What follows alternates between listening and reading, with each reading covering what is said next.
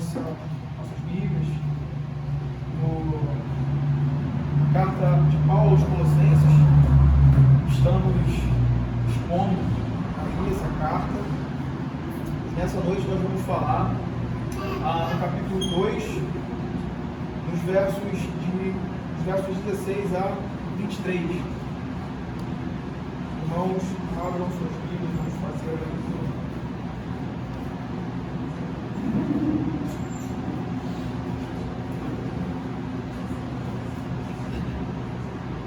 Colossenses 2, 16 a 23. Diz assim a palavra do Senhor. Oremos com atenção e reverência. Ninguém, pois, vos julgue por causa da comida e bebida, ou dia de festa, ou do amor, ou sábados. Porque tudo isso tem sido sombra das coisas que havia de vir, porém o corpo é de Cristo. Ninguém se faça árbitro contra vós outros, detestando a unidade de anjos, baseando-se em visões, infatuados sem motivo algum na sua mente carnal, e não retendo a cabeça, da qual todo o corpo, suprido e bem vinculado por suas juntas e ligamentos, cresce o crescimento que procede de Deus. Se morrestes com Cristo para os rudimentos do mundo, porque como se vivesses no mundo, vos sujeitais ao ordenamento. Não anuncieis isto, não proveis aquilo, não toqueis aquilo outro, segundo os preceitos e doutrina dos homens, pois que todas essas coisas com uso se destroem, as coisas com efeito têm aparência de sabedoria, contudo, como culto de si mesmo, e de falsa humildade, e de rigor ascético, todavia não tem valor algum contra a sensualidade. Que o Senhor nos abençoe, que o Senhor nos instrua nessa noite, por meio da sua palavra. Irmãos, como nós temos visto, a carta do apóstolo Paulo aos Colossenses nos ensina que Cristo é tudo que o seu povo precisa.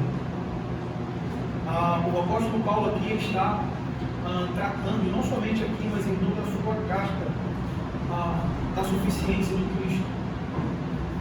E de que o povo de Deus, estando em Cristo, eles têm todo o suprimento para a vida, para a piedade.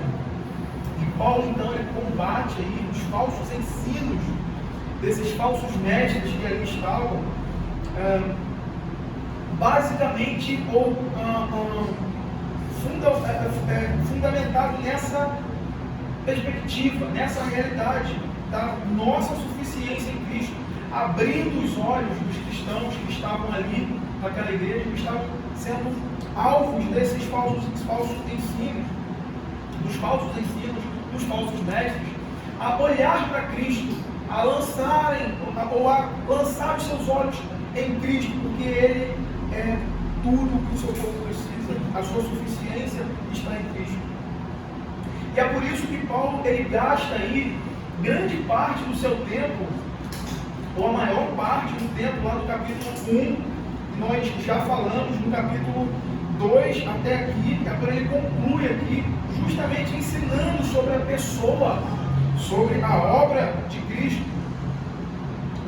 Ele gasta o tempo explanando isso, afirmando e fundamentando a fé dos colossenses ali, nessa realidade de que Jesus, o Senhor Jesus, Ele é o Senhor de todas as coisas, tanto das coisas visíveis quanto das coisas invisíveis, no céu, na terra. Ele é antes de tudo, ele traz aí toda essa colocação, firmando o povo de Deus nessa realidade, nesse fundamento, não somente nesse fundamento, mas não somente isso. Paulo também mostra como, na pessoa de Cristo, Deus salva pecadores. Como Deus salva pecadores, apresentando aí essa obra maravilhosíssima de Deus em Cristo, onde na encarnação Deus assume a natureza humana sendo perfeito. Deus, perfeito homem, ele vive uma vida de perfeita obediência à lei de Deus e morre pelos pecados do seu povo. E como foi dito aí nos versículos anteriores, ele encerra o espírito de dívida que constava contra nós, que era contra nós, gravando na cruz, né? Que tanto essa dívida impagável por nós mesmos, que nenhum de nós teríamos méritos, meios, recursos para pagarmos diante de Deus, justificando-nos então gratuitamente por meio do seu sacrifício, do seu sangue expiatório. E agora Paulo parte exatamente desse fundamento. Que fundamento? Cristo. Mostrando, uma vez que ele mostrou a suficiência de Cristo, uma vez que ele estabeleceu o fundamento sobre o qual a sua igreja é erguida e a sua igreja se mantém de pé, uma vez que ele estrutura esse ensino aos irmãos ali em Colossos, ele vai então, partindo desse fundamento, ele vai então ensinar aos filhos de Deus, aos irmãos ali, que todas as outras coisas, que tudo aquilo que no Antigo Testamento tipificava Cristo, que de alguma forma representava, apontava para Cristo,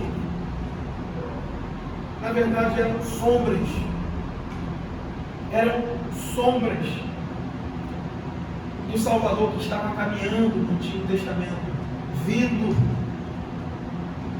até o seu povo, cumprir todo o propósito eterno de Deus. E todas aquelas coisas, então, ele vai expor aqui. E eram sombras que, então, os crentes ali em Colossenses não se sujeitassem a um ensino que voltasse, né, os levasse novamente às sombras, aquelas coisas que de alguma forma tipificava Cristo, porque agora ele já havia se manifestado, ele já veio, ele realizou toda a obra de uma vez por todas, de forma completa. E agora o que o povo de Deus precisa é firmar-se em Cristo, é estabelecer a sua fé, aprofundar a sua fé, a sua vida, a sua comunhão, nessa união com Cristo por meio da sua igreja. E no versículo 16 nós vamos ver basicamente isso, o apóstolo Paulo já partindo para essa realidade, combatendo esses falsos ensinos, dizendo: ninguém, pois, vos julgue por causa de comida e bebida, ou dia de festa, ou lua nova, ou sábado. Paulo começa aqui divertindo os colossenses de que ninguém tem autoridade de se colocar como juiz sobre a igreja de Deus quanto a essas coisas, que a única autoridade que veta a igreja de alguma coisa, que estabelece alguma coisa para a igreja, que nega alguma coisa à igreja, essa autoridade emana de Cristo, emana da palavra de Deus revelada, da sua própria revelação, não de preceitos humanos, né? Então ele usa aí alguns termos bem particulares, né, das escrituras, bem específicos, justamente para retratar e para ensinar essa realidade aos irmãos ali em Colossos, né? E o termo julgar ele significa isso. Quando ele diz aí, ninguém, pois, essa ideia que ele coloca aqui, que ele usa aqui mais uma vez, né? Mais uma vez não é nova. Isso é uma realidade de que ele vem apontando de que existe alguém, ou algumas pessoas, ou algum grupo que de forma ou sorrateira, ou de forma sutil, de alguma forma estava semeando tal coisa no meio do povo de Deus. Ele vai justamente usar essa expressão, ninguém pôs, diante de tudo que ele disse. Cristo é antes de tudo nele foi criado para ele. Mostrando toda a obra, ele fala, pois, ele usa esse termo aqui que liga exatamente isso. Ninguém, pois, vos julgue. O lugar aqui representa exatamente essa ideia de alguém que se coloca como juiz. Ele vai usar mais abaixo o termo que justifica isso. Ninguém se ponha como árbitro sobre vocês. por causa dessas coisas. Então ele parte aqui dessa realidade, porque o propósito principal dos falsos mestres, dos enganadores, os falsos mestres são os enganadores, né, profissionais, digamos assim, especializados em enganar o povo de Deus com base na própria palavra de Deus. De alguma forma, né, eles se utilizam da palavra de Deus para enganar o povo. O propósito principal dos falsos mestres, de pôr ênfase nessas coisas, em todas essas regulamentações, era de convencer os colossenses de que a salvação e a vida espiritual deles estavam totalmente condicionadas à rígida observância dessas coisas. É aquilo que nós falamos em alguma exposição anterior. A ideia que estava sendo disseminada ali era exatamente essa. Olha, Cristo, ok, bom, mas vamos unir aqui para ficar melhor, né? Cristo mais alguma coisa. Vamos adotar essa ideia. O Cristo, ok, beleza, mas vamos observar também uma questão de dietética, ou da dieta, melhor dizendo, judaica. Vamos observar, vamos continuar observando as festas. Vamos continuar olhando para aquelas coisas, porque talvez nós sejamos mais piedosos, ou representamos aqui uma espiritualidade mais elevada. Está certo, né, que a Bíblia não manda. A gente enfia aqui alguma coisa, a gente melhora a revelação. Mais ou menos isso. Então o propósito deles é basicamente esse. De uma forma de eficaz, colocar alguma coisa a mais nessa realidade da salvação da vida espiritual deles. E isso, irmãos, o ponto nosso aqui de observância, isso é, em suma, uma negação da suficiência de Cristo para a salvação do seu povo e para a preservação da vida espiritual, no crescimento espiritual. É como se literalmente mutilasse a cabeça e esperasse que o corpo continuasse a se desenvolver, a se mover, a agir, como se a cabeça estivesse ali. Paulo aqui expressa, então, uma forte oposição a esse tipo de ensino. Ele vai então expressar aqui essa oposição feroz a esse tipo de ensino, porque embora essas coisas que nós vamos ver aqui, que é dito aqui, embora essas coisas, mesmo no seu legítimo uso, no contexto do Antigo Testamento, elas não eram um fim em si mesmas. Não eram um fim. Elas representavam o propósito para o qual elas foram dadas, foi exatamente esse. Que elas apontassem, que elas então, o povo de Deus observando, fazendo tudo isso, eles então fossem ensinados a olhar para frente e a guardar nas promessas de Deus, que é Cristo Jesus. Então aquelas coisas seriam apenas sombra ou sombras daquilo que estava a caminho. Aquilo que estava a caminho. E aqui é interessante abrir aspas aqui para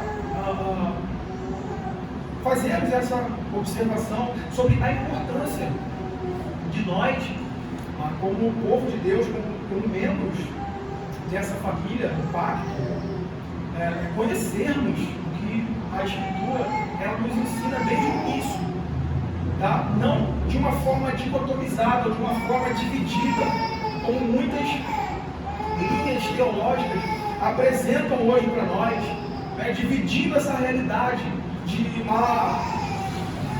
Israel é uma coisa, a igreja é outra, tem essa linha divisória aí, a igreja é o plano B de Deus. Não, Deus está caminhando desde o início de tudo, a fim de cumprir o seu propósito eterno estabelecido na eternidade. Tá? Então, a importância de conhecermos essa realidade da teologia do pacto, sobre as duas administrações. E é muito interessante, trazendo luz ao que nós vamos ver aqui, é interessante olharmos para essa relação da nossa fé dentro dos nossos documentos. Veja que interessante, a nossa confissão de fé de Westminster, ela vai dizer no capítulo 7, seção 5 e 6, fiz um resumo aqui, quando ficar extenso, ela vai dizer exatamente isso. Esse pacto, falando do pacto da graça, que está em vigência desde do Antigo Testamento, tá? E aí já começa a diferença da teologia reformada, tá? Você entende que ela começa no Novo Testamento, né? Agora é a era da graça. Desde que o homem pecou, ele quebrou, né, o primeiro pacto, é o pacto de obras. Deus se apresenta ao homem, traz os termos. Então ela já parte falando disso. Esse pacto no tempo da lei não foi administrado como no tempo do Evangelho. Veja essa colocação sobre a lei, foi administrado por meio de promessas, profecias, sacrifícios da circuncisão, do cordeiro pascual e de outros tipos. E ordenanças dados ao povo judeu. E aí entra o ponto aqui, crucial a nós. Tudo prefigurando Cristo que havia de vir. E aí entra, né? Por aquele tempo, essas coisas, pela operação do Espírito Santo, foram suficientes e eficazes para instruir e edificar os eleitos na fé do Messias prometido, por quem tinham plena remissão dos pecados e a salvação eterna. Essa dispensação chama-se então o Antigo Testamento. E partindo aí para a parte que ela fala sobre o Evangelho. Agora, quando Cristo se apresenta, quando Cristo vem ao mundo, quando aquele cuja sombra estava sendo projetada, caminhando sobre o Antigo Testamento, quando ele vem e se apresenta, cumprindo então aquelas promessas antigas sobre o Evangelho, quando foi manifesto Cristo, olhando a confissão, o pacto é manifestado. Tem 3 pontinhos, mais à frente dessa parte ele vai dizer: o pacto é manifestado com mais plenitude, evidência e eficácia espiritual a todas as nações, aos judeus bem como aos gentios. Isso é chamado no Novo Testamento. Não há, pois, 2 pactos da graça diferentes em substância, mas um e o mesmo, sobre várias dispensações. Ou seja, o que nós estamos lendo aqui? O que a confissão está nos ensinando acerca dessa realidade? No Antigo Testamento nós temos as sombras, os instrumentos graciosamente dados por Deus para guiar o seu povo a Cristo, para levar o seu povo a Cristo. Basicamente isso. No Antigo Testamento nós temos então essas sombras que tipificavam e prefiguravam aquilo que estava caminhando para a manifestação plena. No Novo Testamento nós vemos a revelação plena daquilo que havia sido tipificado no Antigo Testamento. E aí é interessante porque dentro dessa estrutura do Antigo Testamento, a linguagem bíblica das figuras e tipos vão fornecer informações verdadeiras, tá? Não são coisas ilusórias. Não eram representações, as festas, aquelas coisas, aquelas exigências que eram feitas para o povo no antigo pacto, na antiga administração. Não eram coisas ilusórias, fantasiosas, falsas, mas elas forneciam informações verdadeiras, ainda que não perfeitas e finais, mas informações suficientes para conduzir os crentes à fé no Messias que viria. E é interessante quando no Novo Testamento o próprio Senhor, né, ele faz essa interpretação daquelas coisas que no Antigo Testamento de alguma forma apontava para ele, e agora como ele representa, né, como ele agora simboliza exatamente aquilo, como isso se encaixa na sua pessoa e se cumpre nele. Ele vai dizer, né, Jesus chama a si mesmo de pão verdadeiro.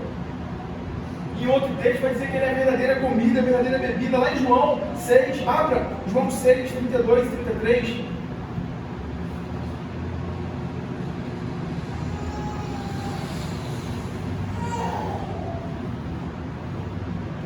Vai vai dizer: replicou-lhes Jesus, em verdade vos digo. Não foi Moisés quem vos deu o pão do céu. O verdadeiro pão do céu é meu Pai quem vos dá. Porque o pão de Deus é o que desce do céu e dá vida ao mundo. Veja a interpretação, né? A exatidão que o próprio Senhor Jesus dava para aquilo que apontava para ele no Antigo Testamento. Veja, entenda isso, né? O pão aqui, ele não era uma versão menor de Jesus, tá? Mas apontava para ele. Da mesma forma, né, o sangue dos bodes, dos touros, eles não são o sangue de Cristo, eles não eram o sangue de Cristo. Mas dentro dessa estrutura, em que eles foram ordenados ao povo de Deus, eles prenunciavam e retratavam a Cristo. Qual era o propósito? Era exatamente mostrar ao povo de Deus que a expiação era necessária, e isso só seria possível por meio do sangue perfeito do Filho de Deus.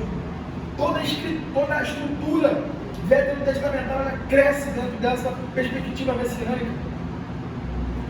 E todas as profecias, todos os sacrifícios, todas as festas, todos os rituais, tudo aquilo que foram estabelecidos lá, vão montar aí essa base sobre a qual o Novo Testamento será erguido. Então aqui o nosso ponto é basicamente esse: entender que essa estrutura toda, ela serve, ela funciona como instrumentos projetados por Deus, estabelecidos por Deus na sua sabedoria, para revelar Cristo, para mostrar Cristo e o seu reino de maneira eficiente ao seu povo. E diante dessa realidade que nós estamos vendo, nós podemos observar a sabedoria de Deus nessa revelação progressiva do seu plano redentor. Deus não deu toda a revelação de uma vez só. Não deu toda a revelação de uma vez só. Isso foi crescendo dentro do propósito de Deus. Então, inicialmente, esse sistema foi dado para ensinar os israelitas sobre uma coisa. E é basicamente sobre isso que Paulo está ensinando aqui: a suficiência de Cristo. No Antigo Testamento são muitos sinais, são muitas colocações, festas, sacrifícios, dias, cerimônia, tudo isso para apontar. Quando Cristo chega, quando Cristo se apresenta, isso vai mostrar, isso vai apontar exatamente para isso: a suficiência de Cristo. Ou seja, o ponto aqui é esse: nenhuma dessas coisas seriam superiores a Cristo. Seriam superiores a Cristo. Nem a dieta religiosa que fora dada aos judeus como comida e bebida, nem festas e nem algum tipo de cerimônia. Portanto, todas essas coisas não funcionavam como essa revelação progressiva de Deus ao seu povo, ou aos meios, né, pelos quais eles deveriam olhar para frente e esperar e enxergar Cristo nessas coisas. E aí o texto vai colocar diante de nós aí alguns pontos, né?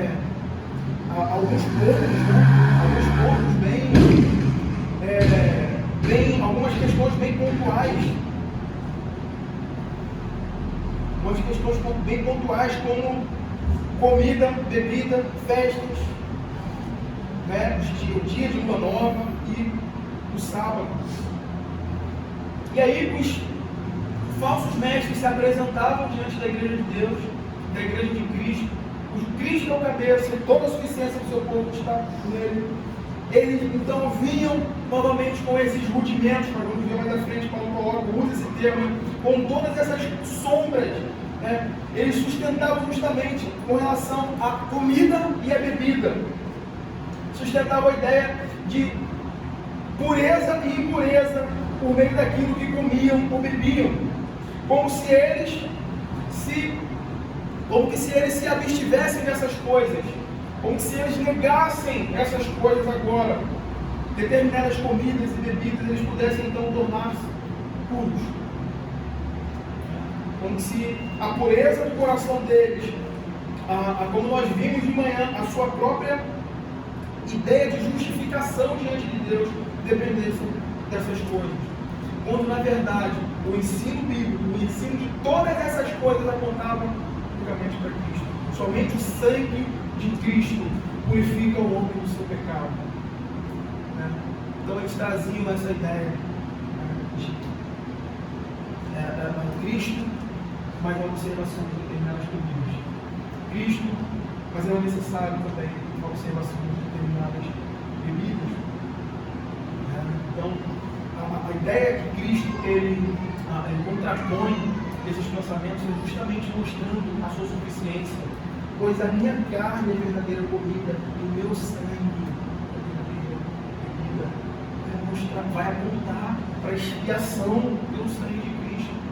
Então todas aquelas coisas apontavam para Ele. Apontavam para Ele. Também as festas que são citadas aí, né? Pois não vos julguem, ninguém pois vos julgue por causa de comida e bebida, ou dia de festa. Aí normalmente são as festas mais citadas ou referenciadas aí, normalmente tem-se em vista aí 3, né? A Páscoa, Tabernáculo e Pentecostes, ou festa das colheitas, onde cada uma delas expressa um aspecto redentivo, vai apontar para esse aspecto redentivo que seria plenamente cumprido em Cristo. Ou seja, aquilo volta àquilo que falamos no começo, elas não eram um fim em si, mas elas tipificavam a Cristo. E aí nós temos a festa da Páscoa, como nós já conhecemos, nós já ouvimos aqui, né, que aponta para a redenção maravilhosa de Deus, né, vai apontar para essa graça maravilhosa de Deus na redenção do seu povo, para o sangue que expia o pecado do seu povo. Para onde isso está apontando? O sangue dos bodes, dos carneiros? Não, o sangue de Cristo. Essa condução que tem o seu cumprimento dele. Festa dos tabernáculos, que apontava para a peregrinação do povo de Deus no deserto, nessa terra, e a sua jornada à terra prometida. O lugar é prometido por Deus ao seu povo. A festa do Pentecostes, são 10 semanas, e ela apontava para essa ideia de gratidão a Deus pela providência nas colheitas, para esse contentamento, para essa alegria, para essa admirado com toda a obra maravilhosa, magnífica de Deus, naquilo que Ele tem feito pelo seu povo. Assim também como nos dias, ou no dia de lua nova e os sábados. E aí, diferente dos dias das festas fixas, né, anuais, o dia de lua nova representava e retratava essa ideia de algo mais recorrente, né? É um dia de oferta, e sacrifícios, um dia de ação de graças, né? Recorrente no meio do povo. E isso também aponta para Cristo. Isso também vai apontar para Cristo, onde o seu povo se coloca diante dele e se fica magnificado com a oferta perfeita que ele fez, né? com o sacrifício perfeito que ele ofereceu, e rende a Deus esse louvor, essa ação de graça. E o sábado, né, talvez aí um dos mais polêmicos que nós temos aqui de tudo isso que nós estamos tratando aqui, também não é diferente. Desde que aqui um ponto importante, aqui precisamos dar uma atenção bem centrada aqui no que Paulo está dizendo. Porque muitos que desprezam o dia do Senhor, usa esse texto, tá? Muitos que desprezam o dia do Senhor para fazer qualquer outra coisa, usam esse texto aqui. E alguns outros, principalmente esse aqui. Dizendo que Paulo ele revoga aqui a observância. Nós vamos ver que não é bem assim. Tá? Desde que esse dia foi dado por Deus, ele tipificou, ele representa essa encenação desse enredo da redenção e o seu propósito temporal estabelecido no sétimo dia, inicialmente, tá? O sábado judaico, que era lembrar o povo de Deus de todo esse drama, criação, queda e redenção, de que Deus um dia levaria o seu povo para o seu descanso, de que Deus reverteria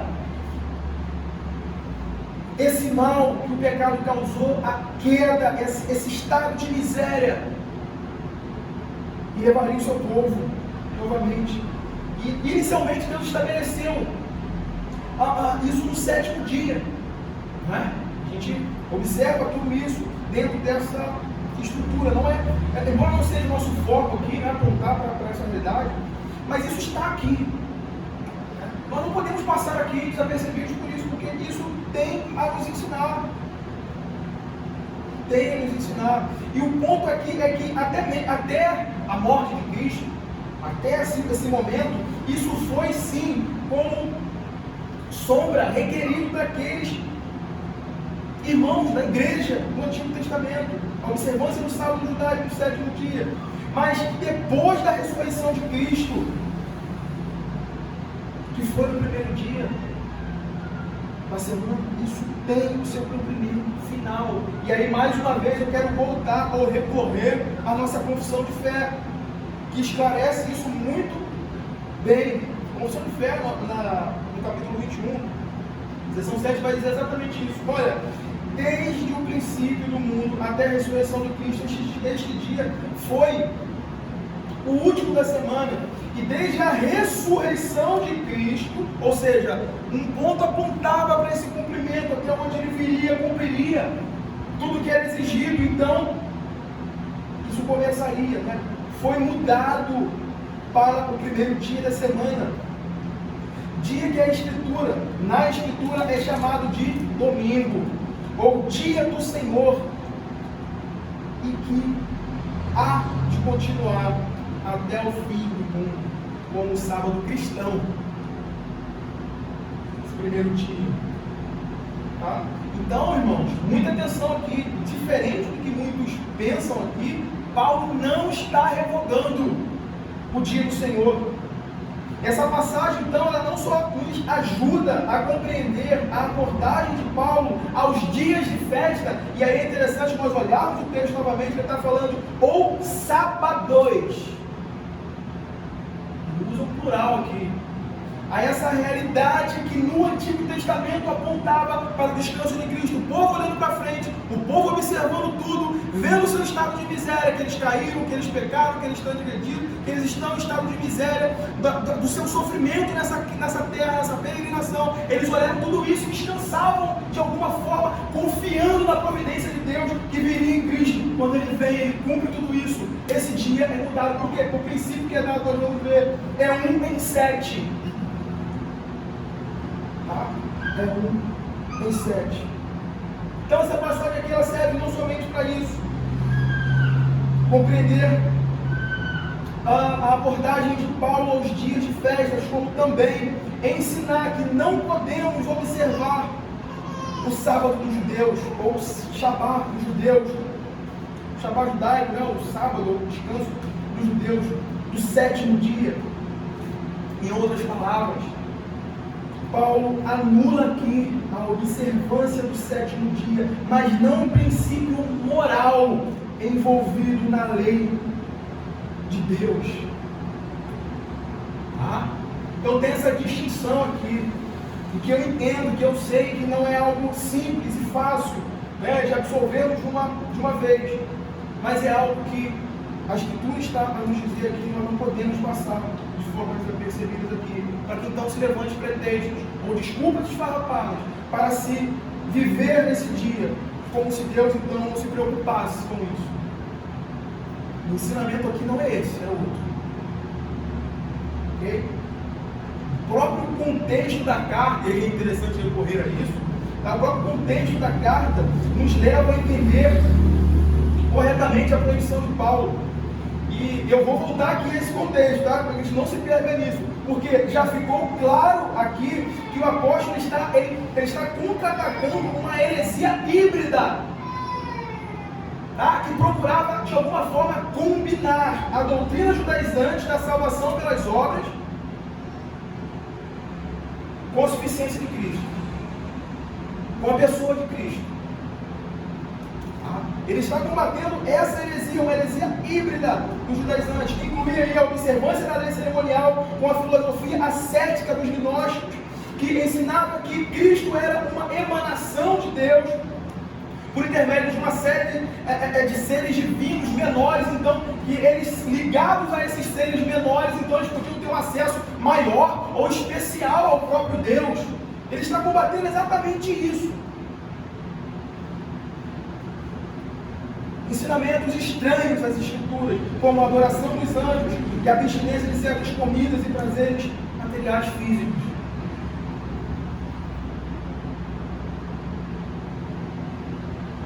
Não revogando o dia do Senhor, esse princípio moral que Deus estabeleceu desde a criação. Desde a criação. E é por isso que a igreja do Novo Testamento cresce sobre esse firme fundamento de se deleitar no Senhor, a semelhança da igreja do Antigo Testamento, mas agora no primeiro dia da semana. Agora no primeiro dia da semana, no dia do Senhor. E ao fazermos isso, nós estamos mostrando exatamente isso, que nós estamos aguardando a consumação de todas as coisas em Cristo Jesus, que é o nosso verdadeiro descanso. Confiando nos seus méritos, na sua obra, de que Ele voltará.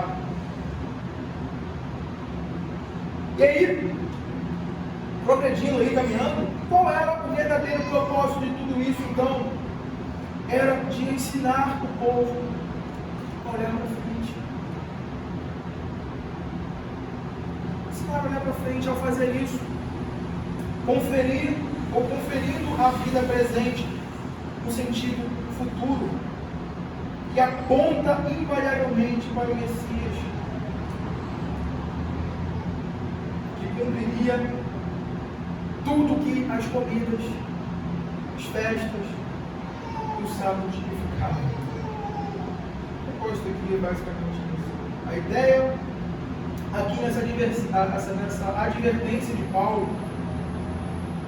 é essa. Como se eu chegasse para a igreja que estava ali conosco.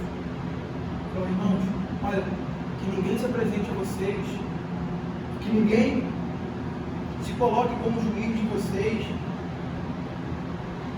procurando trazer novamente essas coisas, procurando reviver voltando essas coisas, trazendo essas realidades de sombras ao centro da vida comum da igreja. Paulo está dizendo, vocês devem rejeitar isso, vocês devem se opor a isso, porque isso são sombras. E é interessante, porque quando nós olhamos anteriormente ali, Paulo já havia alertado aos colossenses para que ninguém os enredasse, lembra disso? Com as suas filosofias, ou seja, com as suas ideias carnais, não as suas teologias, mas as suas filosofias carnais. E agora aqui ele está dizendo mais uma vez, ninguém vos julgue por causa dessas coisas. Porque essas pessoas, esses falsos mestres, eles se apresentam no meio da igreja e eles começam a observar alguns detalhes. Vocês não podem fazer isso, vocês não devem fazer aquilo. Mas veja, todas essas colocações que são feitas, elas são baseadas nas suas próprias mentes carnais. suas próprias filosofias. E de alguma forma eles reprovam a fé cristã ou a fé daqueles que têm vivido uma vida simples, uma vida comum no Evangelho, dentro do cristianismo, né? A fim de levá-los ao que, né, a gente vê dentro do pentecostalismo, né? Viver no extraordinário, a vida, irmão, você está num nível muito raso. Você vê isso? Existe. Você acha que não, mas existe. Esse nível muito raso. A gente já viu um anjo? Já orou no redemoinho de fogo, né? Não ser mais espiritual. Já flutuou. Não tem nada disso. Jesus pergunta: você já leu a Bíblia? Você conhece Jesus? Você sabe o que é justificação pela fé? Você sabe que você é um pecador? Eu sempre apontado para o outro lado. Como nós vimos de manhã, né? Como fariseu, chega ali diante do coloca a orar. Ó Deus, obrigado, porque eu não sou como certas pessoas. Obrigado que eu não sou como os outros homens. Eu faço isso, faço aquilo, eu jejuo. Eu não sou como esse pobre publicano.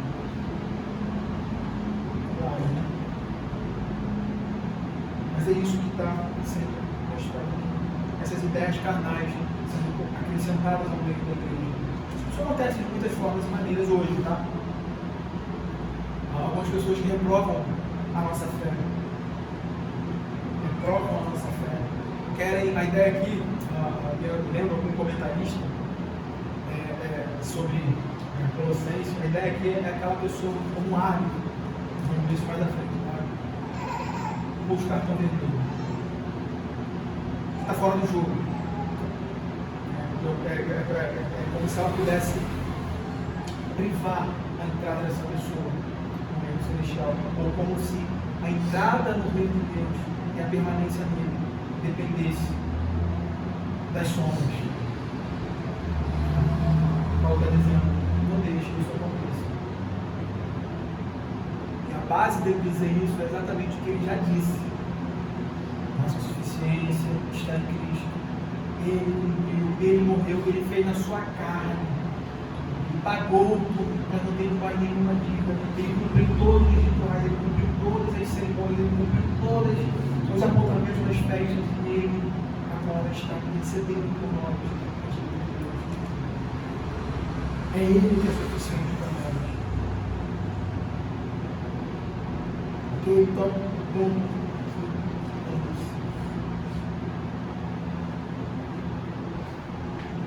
Paulo agora vai classificá-las justamente como isso que nós temos visto no verso 17. Porque tudo isso tem sido sombra das coisas que aconteceram, porém, corpo é de Cristo. Sombras e corpo, né? São dois termos que são usados aqui. Então a ideia é basicamente essa.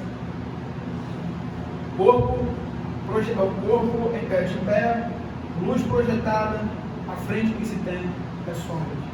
Isso vem caminhando no Antigo Testamento. Quando ele chega, acabou as sombras. As sombras acabaram, está ali. O que Paulo está dizendo aqui é basicamente isso, essas coisas às quais os legalistas se apegam, eles procuravam reviver, eram apenas sombras. Mas o corpo é Cristo, ou seja, a substância das promessas e tipos é Cristo. E a reflexão, a ideia é que é basicamente isso. Enquanto Cristo caminhava pelo Antigo Testamento, a sua sombra era projetada nessas coisas. Mas quando a realidade chega, quando o corpo chega, o corpo que projeta a sombra, não precisamos mais das sombras. E aí é interessante aquela ideia, né, de um casal de namorados ou noivos, antes do casamento, óbvio, claro. Eles se veem, vamos colocar na realidade de domingo na igreja, eles se veem, eles se abraçam, eles demonstram afetos, que eles amam um ao outro, que eles querem estar juntos. E às vezes tem aquela ideia, né, de uma foto, né, daquela imagem, de uma foto que às vezes a gente fica ali admirando, né? Aquela pessoa que amamos. E é interessante nessa relação, né? Eles moravam em Caxias e eu em Paracambi. Quem não sabe, é uma viagem. É uma viagem. Às vezes na fotinha, aqui, olhava a fotinha, né? Mas quando eles se unem, né? Quando se casam, não faz mais sentido você pegar foto e ficar ali. A pessoa está ali, do seu lado, você pode vê-la, você pode tocá-la, você pode senti-la. Que os falsos mestres que estavam fazendo exatamente isso, não. Pega as fotos de novo. Vamos às imagens.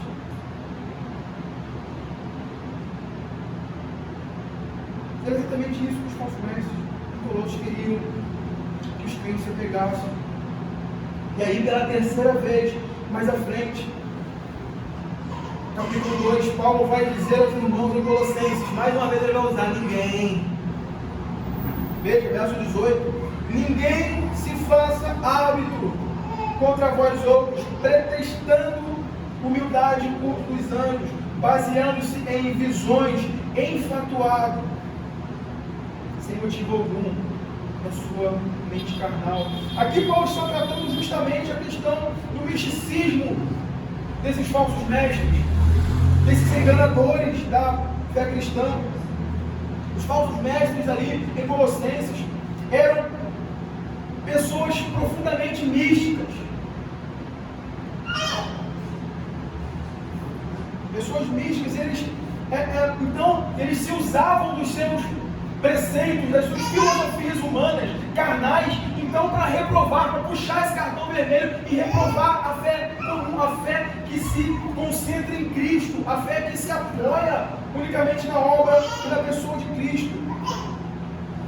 Eles reprovavam os cristãos por não terem, como eles, suas experiências com o mundo espiritual ou angelical, melhor dizendo, a parte da palavra de Deus. Eles reprovavam: vocês não têm visões.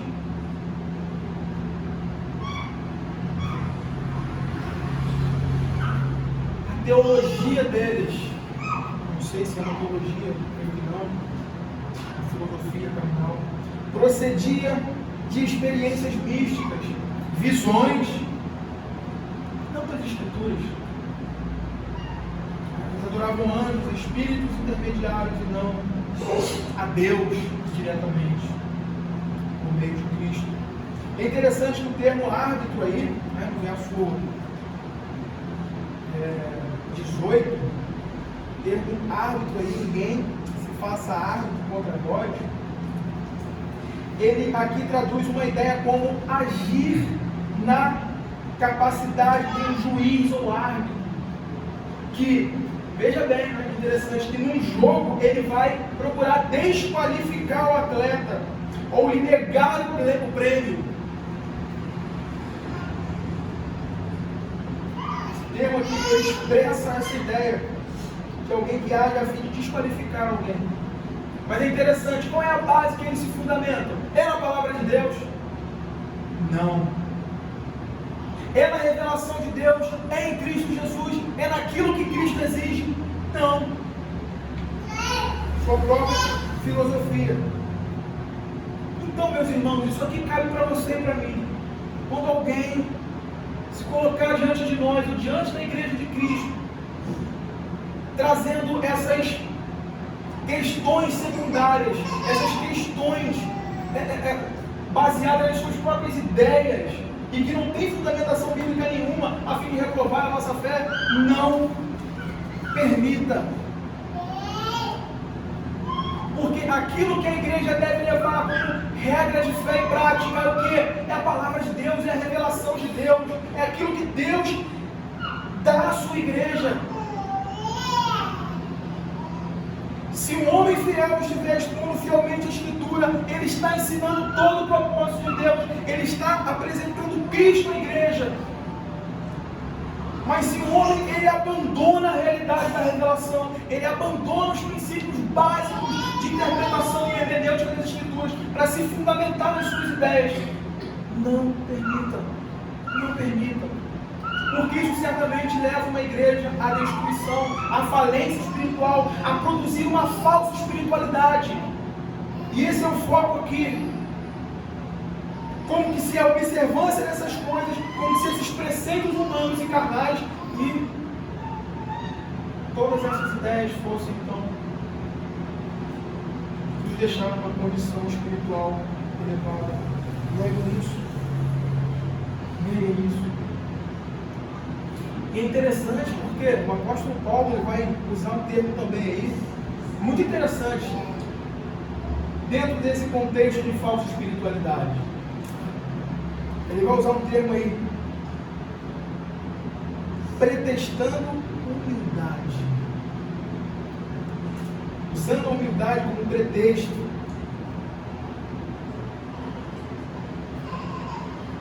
Eles se apresentam assim, né, como pessoas humildes, como pessoas piedosas, né, por terem alcançado determinados níveis, né, por terem ou julgarem ter tais experiências místicas com seres angelicais.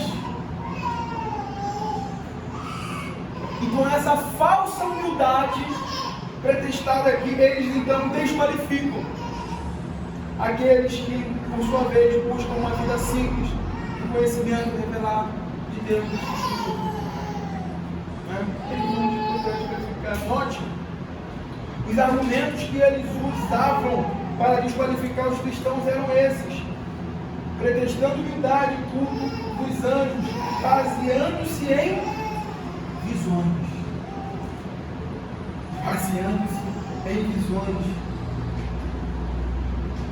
A ideia é mais ou menos essa: eles chegavam diante dos crentes, tinha esse padrão, que estavam sendo instruídos nessa realidade da suficiência de Cristo, de somente Cristo e unicamente Cristo. É o centro da vida da igreja. Eles chegavam basicamente com isso.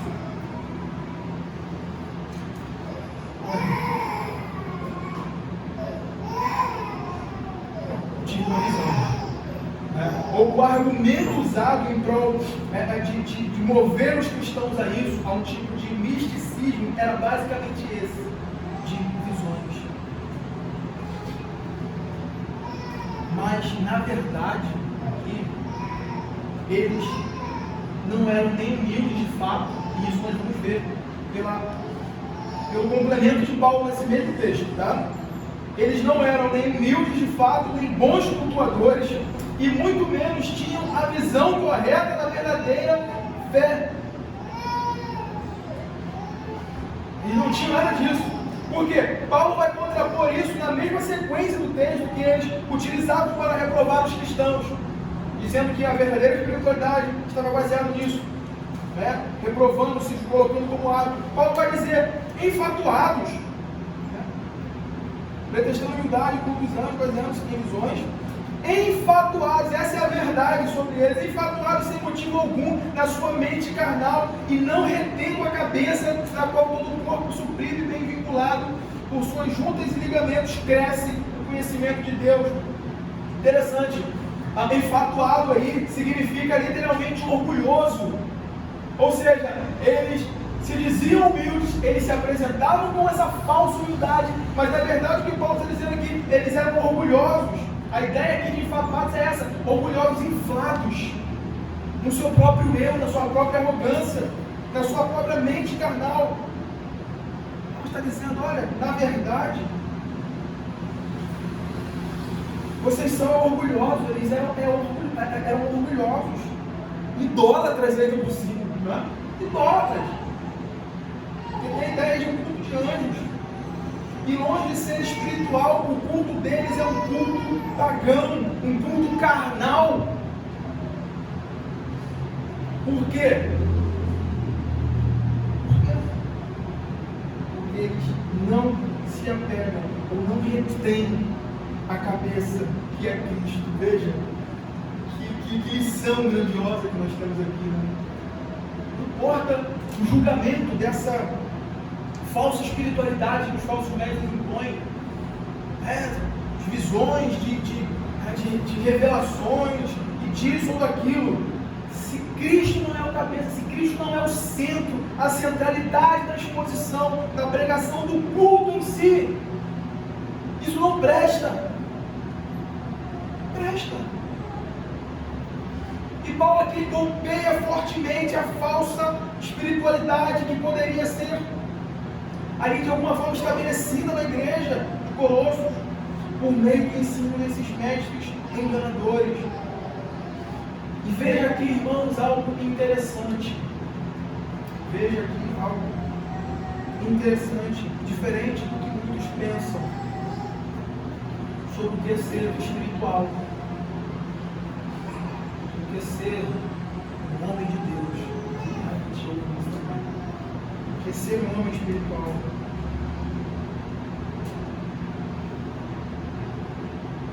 A verdadeira espiritualidade da igreja, ela não se fundamenta nesses coisas, em visões, em novas revelações, em anjos, ou em coisas como nós já acabamos de ver, sombras, a observância de sombras de tipos, mas ela se sustenta em um viver em Cristo é o cabeça. Cristo como cabeça, centralidade de Cristo, ou seja, se fundamenta a partir da palavra de Deus, da Escritura. Paulo aqui ele vai dizer o contrário dessa ideia de falsa espiritualidade, de falsos deuses. Ele vai dizer que ser espiritual no sentido bíblico é o que nós temos aí, né? É o sentido que nós temos.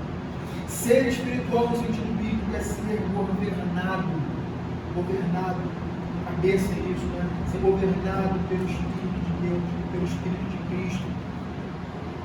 E quando isso está acontecendo em uma pessoa, ela se mostrará sujeita e cativa a Cristo. Ela se mostrará sujeita unicamente a Cristo. A espiritualidade bíblica não é o que nós vemos por aí, né? Não é alguém flutuando no poder, não é alguém rodando, não é ouvindo vozes. Eu diria que isso é alguém que sofre aí de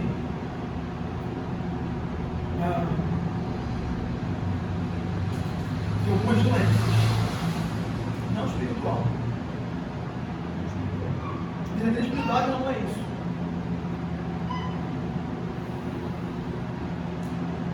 Muito menos se escravizando a velhos rudimentos que foram plenamente cumpridos. A verdadeira espiritualidade, ela vai reverenciar a Cristo como Senhor de todas as coisas, como Senhor da criação, Senhor da redenção e Senhor da sua própria igreja.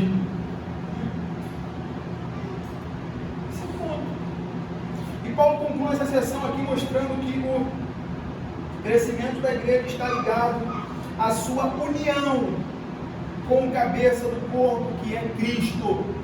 Ele conclui essa parte aqui dessa sessão mostrando exatamente isso, da qual todo o corpo suprido e bem vinculado por suas juntas e ligamentos cresce o crescimento que procede de Deus.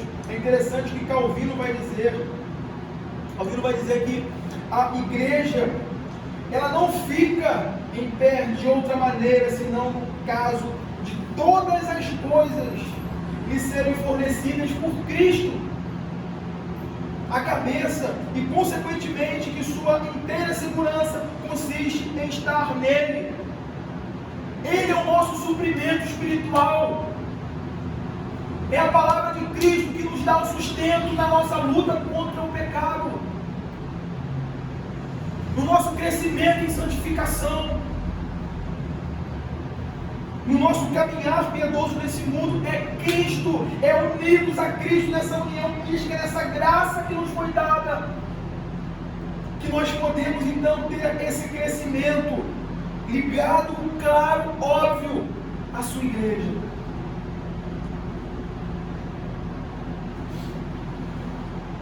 E aí, na última parte desse capítulo, Paulo vai então mostrar aos Colossenses que a observação dos rudimentos humanos, carnais, não pode sustentá-los na sua vida cristã. Isso aqui é muito precioso para nós. Paulo vai mostrar que a falsa espiritualidade no dia da adversidade, ou contra o pecado diário, não tem eficácia nenhuma. Essa casca religiosa, não toqueis, não faça isso. Não, vocês têm que servir a sombra, não se tem que cultuar anjo, não, você tem que viver uma vida mística. Nada disso sustenta o crente na luta contra o pecado. Eles não podem vencer o pecado pelas ordenanças dos homens, só pelo poder de Cristo. Só pelo poder de Cristo, com sua palavra. Veja, versos 20 a 23, é uma sessão bem unida aí no seu desenvolvimento. E aí Paulo conclui exatamente mostrando isso, né? Se, essa partícula aí ela vai mostrar tudo isso, né? Se morrestes com Cristo para os rudimentos do mundo, porque como se vivesse no mundo vos sujeitais a ordenanças. Não manuseieis isto, não proveis aquilo, não toqueis aquilo outro, segundo os preceitos e doutrinas dos homens, pois que todas essas coisas com o uso se destroem. Todas as coisas com efeito têm, tais coisas com efeito têm aparência de sabedoria, porque é isso que os falsos mestres eles apresentavam. E cumprir essas coisas, na verdade, é algo sábio e proveitoso para eles. Como o culto, continuando aí, como o culto de si mesmo e de falsa humildade e de rigor ascético, todavia, não tem valor algum contra a sensualidade. O termo aí usado, o termo usado aí nesse último verso aí, que o apóstolo Paulo utiliza, ele aponta para a obra da carne, né? Ele vai tipificar exatamente isso. Não tem poder algum contra a sua natureza carnal que habita em você, que habita em vocês. E aí Paulo aqui, ele está trazendo aqui, finalmente, nesse final, fechando o capítulo 2, esse ensinamento contra o ascetismo religioso, para que eles se fechassem contra isso. Ele está aqui colocando em xeque o ascetismo religioso. E para a gente entender isso, finalizarmos, o ascetismo aí é um princípio filosófico baseado em uma cosmovisão dualística da vida. Basicamente o que está permeando essa ideia é exatamente isso, para nos elevarmos espiritualmente, para que possamos ascender de uma forma mais gloriosa ou poderosa. Precisamos libertar a nossa alma dessa prisão que é o corpo, e isso é feito dentro dessa ideia, dentro dessa cosmovisão. Isso é feito impondo uma série de privações ao próprio corpo. Isso é feito de alguma forma impondo várias espécies de privações. Não toqueis, não manuseis, não faça isso, não faça aquilo, a fim de que se pudesse elevar de uma forma mais poderosa, se libertando dessas prisões que estava sendo proposto aqui, irmãos, aos crentes em Colossos. Era exatamente isso, a ideia de que eles poderiam vencer os seus pecados, vencer as suas inclinações pecaminosas, como a sensualidade, por exemplo, por meio desses exercícios, né, esses castigos impostos ao seu corpo, e chegar então a uma perfeita espiritualidade, a uma condição elevada. E daí então, esses que iam por esse caminho, eles então olhavam para os outros assim. Os crentes, aqueles que levavam a vida, nunca viram um anjo, nunca, porque eles tocam nisso, eles fazem aquilo, não fazem aquilo que conseguem. A ideia é basicamente isso. Paulo vai dizer que não é por aí, que essas coisas não têm valor algum contra a carne, contra a sua natureza pecaminosa e corrompida que habita dentro do homem. O ponto aqui, irmãos, para a gente concluir, caminhar para a conclusão, o ponto aqui é que a única coisa que efetivamente dá ao homem poder e vitória sobre o pecado, e é o que Paulo está dizendo aqui aos irmãos colossenses, o que dá poder ao homem na luta contra o pecado, eles já tinham em Cristo. Eles já alcançaram graciosamente em Cristo. Portanto, voltar a esses rudimentos, a essas coisas para se manter na vida cristã, era o mesmo que negar a eficácia da obra de Cristo. Porque é isso que Paulo vai dizer na sua carta na verdade, em todas as suas cartas. Romanos, por exemplo,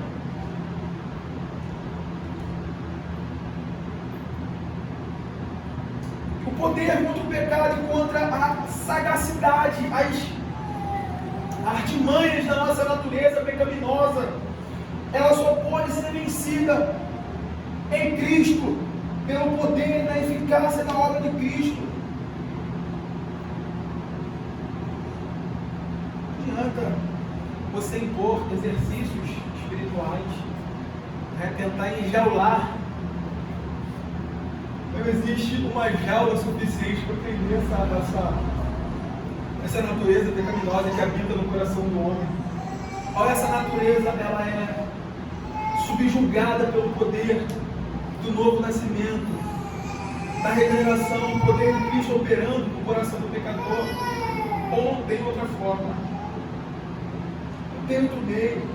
Você não vai criar métodos, né? E aí a gente vai ver na história da igreja muitos homens que tentaram produzir métodos, até mesmo se castrando, para que eles então, influenciado, veja a que ponto isso chega, né? Uma ideia distorcida dessa realidade: não faça isso, não faça aquilo, não faça aquilo outro. A conversão, a justificação, a regeneração, o novo nascimento muda tudo isso, inclina o coração do homem a Cristo, a amar a Deus, a negar, a rejeitar essas coisas. Não adianta você criar uma lista, uma regra, não adianta. Por mais que exercícios sejam interessantes, sejam importantes na nossa vida, somente Cristo pode mudar o nosso coração, transformar o nosso coração. Vamos ver isso, homens se mutilando, como se o seu problema de pecado na área sexual fosse resolvido ali. Ele continua tão pecador quanto antes. Ou não? Por quê? O mal está lá. O mal está lá, abrigado no coração do homem.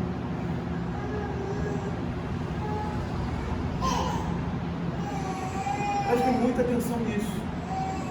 Ao vigiar o coração de vocês, ao vigiar o nosso coração, nós devemos ter essa atenção. Embora, irmãos, isso seja atrativo e tenha uma aparência de sabedoria, como é dito aqui, tudo aquilo que Paulo diz aí acima, culto em si mesmo, falso medalho, rigor, assédio, nada disso fará você triunfar contra o pecado. Nada disso. Eu citei pela manhã certo autor que escreveu algumas obras, uma da qual eu tive acesso e confesso para você, muito interessante, cabe mais fundo.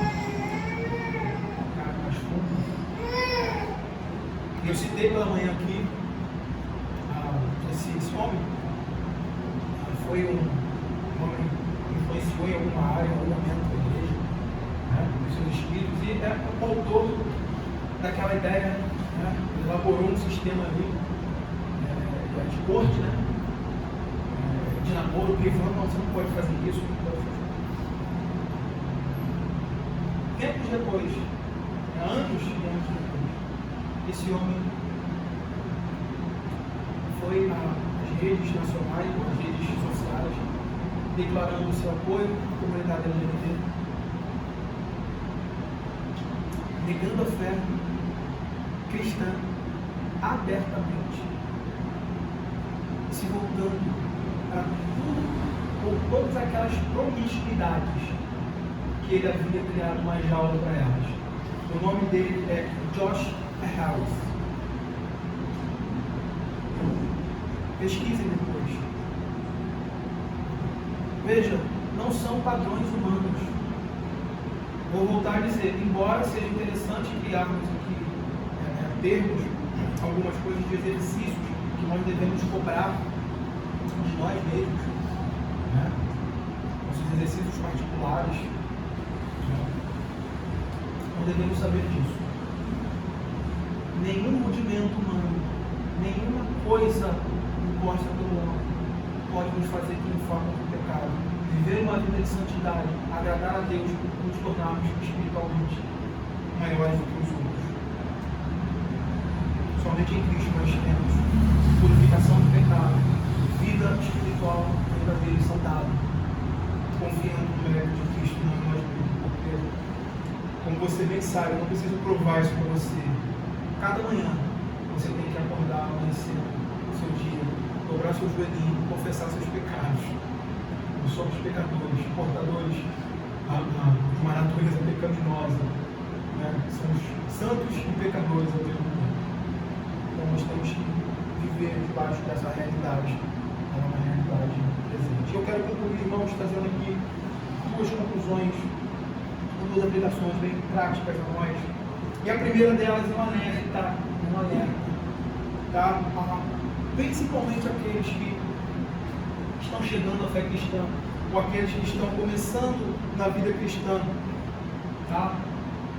Talvez você tenha 2, 3, 4, 10 anos, eu digo a você ainda é alguém caminhando na vida cristã. Você não chegou lá, nenhum de nós aqui chegamos lá. Às vezes fala, não, tenho 3 anos já de igreja, 4 anos, tenho 5 anos lá.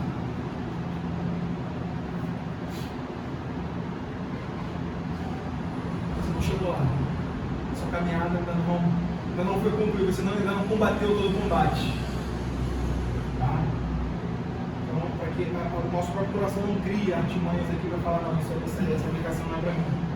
Nós estamos caminhando nessa caminhada, nós somos como crianças caminhando aqui, embora alguns com um pouco mais de maturidade, caminhando mais solidamente, nós devemos olhar e observar essa questão. Então, principalmente aqueles que estão começando a vida cristã, cuidado com as novidades. Cuidado com essas novidades. Vez ou outra a gente vê, como aconteceu agora. Avivamento! Lá! Está acontecendo! Confesso para você, legal, acho que será? Fica assim. Cuidado com as novidades. Esteja preocupado em se aprofundar no verdadeiro conhecimento de Cristo. você faz isso unido à sua igreja. Você faz isso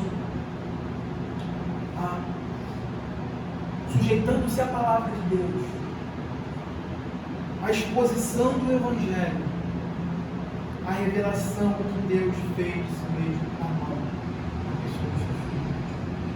Porque Ele é o único suficiente para a nossa salvação, para a nossa santificação e glorificação. Pode ser óbvio, mas o óbvio precisa ser dito às vezes, né? Então, nós não precisamos de novas revelações. Não precisamos. Porque às vezes muitas pessoas não tive uma visão, tive um sonho. As maiores seitas de heresias que você conhece, que nós conhecemos, que a história da igreja precisou, que a igreja precisou combater ao longo da história, surgiu disso. Tive uma visão. Apareceu um anjo para mim. Esse anjo me falou que agora, né? Interessante, mas os anjos falharam tudo antigamente, né? Falharam e agora sim, agora finalmente eu tive uma visão. Está todo mundo errado. Agora é por aqui. Vamos lá. Todas as heresias, seitas que a igreja Cristo, verdadeira pessoa, combater ao longo dos anos, surgiram com base em grandes novidades. Visões, novas revelações, em visões de anjos, de homens, né? Saiba disso. As definições mais sólidas da igreja, as definições mais consistentes e bíblicas, não surgiram de visões, de novas revelações. Elas surgiram de um labor intenso e longo, não por uma pessoa, mas por um conjunto, por um concílio enorme de pessoas com envergaduras imensas, que labutaram sobre a palavra do Senhor, orando, lendo, estudando, se aplicando e dependendo do Espírito de Deus, que foi o mesmo que inspirou os autores bíblicos. Não surgiu de um quarto, numa virada de noite, da noite para o dia, não tive uma revelação, não. Mas surgiu desse mesmo princípio, Cristo como fundamento, como o óculos ou a lente pela qual toda a Escritura é interpretada. Vieram disso, dessa sã responsabilidade do povo de Deus em lidar com a palavra de Deus. Então, nós não precisamos disso, nós precisamos da Escritura, nós precisamos da graça de Deus em Cristo Jesus. Entenda isso. Vindo para cá eu li alguma coisa que ditava exatamente isso, mostrava exatamente isso. A fonte da verdade não é Deus me disse isso, Deus falou comigo, eu tive uma visão, ou senti isso ou aquilo. A fonte da verdade é a palavra de Deus. A fonte da verdade é a palavra de Deus. E Cristo Jesus é a nossa fiel testemunha, é aquele que traz exatamente os princípios pelos quais nós devemos viver totalmente dependentes dos seus méritos, da sua justiça, para seguir na nossa vida cristã. Segundo e último, somente em nossa união com Cristo, na sua morte e ressurreição, é que podemos triunfar sobre o pecado e desfrutarmos verdadeira espiritualidade, somente unidos a Cristo Jesus. Irmãos, Cristo já cancelou o espírito de dívida que era contra nós, que constava contra nós. Cristo já cancelou esse espírito que nos agrilhoava ao pecado, que nos amarrava aos desejos carnais pecaminosos. Portanto, se nós estamos verdadeiramente nele, temos tudo o que precisamos para a vida e piedade. Cristo já levou sobre si. Cristo já cumpriu todos os requisitos da lei. Cristo já cumpriu todos os rituais. Cristo já se apresentou como todas as sombras, como tudo aquilo que as sombras tipificavam. Cristo já se apresentou definitivamente, último e de forma final ao seu povo. Confiemos nele, na sua suficiência, nos apeguemos em Cristo Jesus, como tudo que precisamos para a vida e para a piedade. Eu queria que nessa noite vocês olhassem para a pessoa e para a obra de Cristo apresentada diante de vocês pela Escritura Sagrada nessa noite e vissem a sua plena suficiência em Cristo, pois nele nós temos recebido todas as dádivas para a verdadeira vida no poder de Deus. Não procure isso fora de Cristo, porque tudo que vocês encontrarão são mentiras, laços do diabo para destruir a sua vida e para fazer você minguar na fé, numa falsa fé, numa falsa espiritualidade. Cuidado com a falsa espiritualidade, porque ela se apresenta com uma casca de sabedoria, mas ela na verdade é enganosa e prejudicial. Eu queria terminar lendo e que você lesse comigo segunda carta de Pedro, capítulo 1.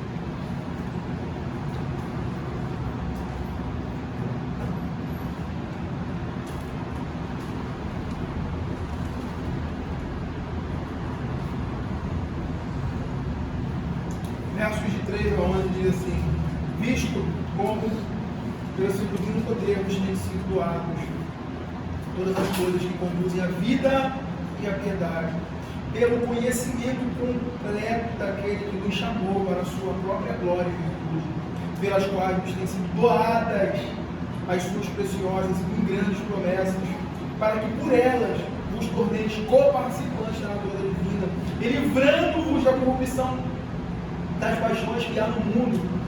Por isso mesmo, vós, reunindo toda a vossa diligência social, com a vossa fé, a virtude, com a virtude, o conhecimento, com o conhecimento, o domínio próprio, com o domínio próprio, a perseverança, com a perseverança, a piedade, com a piedade, a fraternidade, com a fraternidade, o amor, porque essas coisas existindo em vós e em vós aumentando, fazem com que não sejais inativos nem infrutuosos no pleno conhecimento do nosso Senhor Jesus Cristo.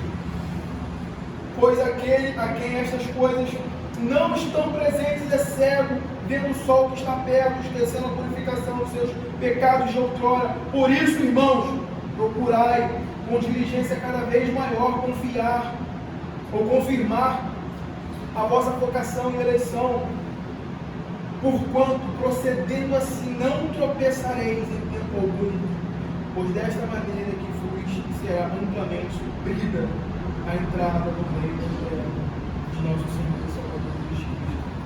Jesus Cristo conquistou tudo o que precisamos para a vida e piedade. E Ele nos veste graciosamente por isso. Não voltemos às sombras.